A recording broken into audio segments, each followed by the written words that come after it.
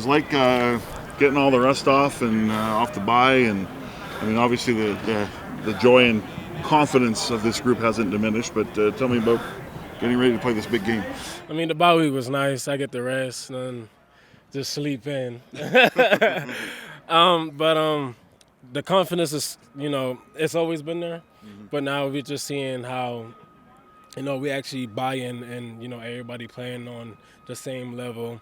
And that's the offense, defense, special teams, all playing at a high level and doing the little things right. We're literally unstoppable. I've asked several players about how do you handle the start.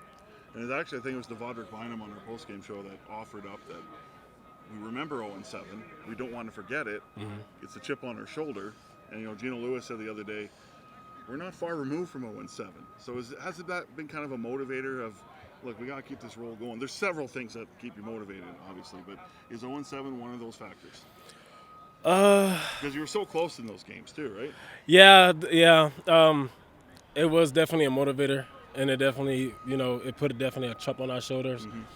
So, yeah, I feel like with that being said, and we know, like you just said, it was a close game. It's like a field goal, maybe one touchdown, or like maybe a minute after the game, they get it down.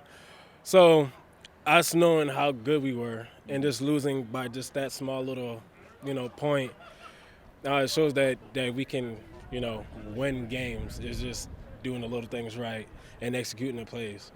Tell me about going back to Trey Ford from McLeod, who played pretty well for 4.5 games. It's nice to know you have two quarterbacks, but with number 2 back there, what difference does that make?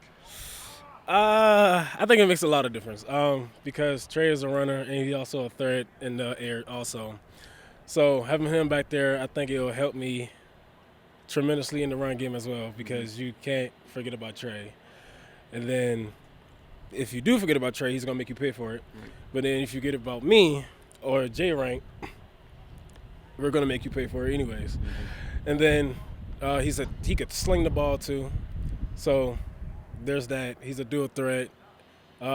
Mac, he's an air raid guy. I mean, he'll take off if he needs to, but I don't think that's his strong suit, and I think he knows that. But, yeah, those two are tremendous, but they bring different things to the table in the game. And to switch it up, it's going to put the defense on their heels. Yeah. How much improvement have you seen from Trey as being from a pure quarterback standpoint? Even though I know he don't play it, but what have you seen from even last year before? What's the biggest difference? I'll see the biggest difference. He doesn't take off as much anymore. Right. He tries to let the play develop, scramble, try to stay in the backfield, give the receivers a chance to get open or just to make a play on a 50-50 ball. Yeah. And versus last season where if it wasn't open, he was just going to take off and run. So I feel like that's the biggest improvement that I've seen with him. He's using your legs to run and then using your legs to influence the pocket. Yeah. So here you are. This is the biggest game of the year. You would say that no matter who you're playing. But right. The opportunity playing the Bombers, who, okay, maybe not as good of a year, but they're still the Bombers. Yeah. So how much of a measuring stick is this for you, and how much of a measuring stick do you think it is for them? I feel like it's a lot. What do you mean by measuring stick, dog? Well, I mean, they're still the Bombers, right? Yeah. But you are one of the hottest teams, if not the hottest team in the league.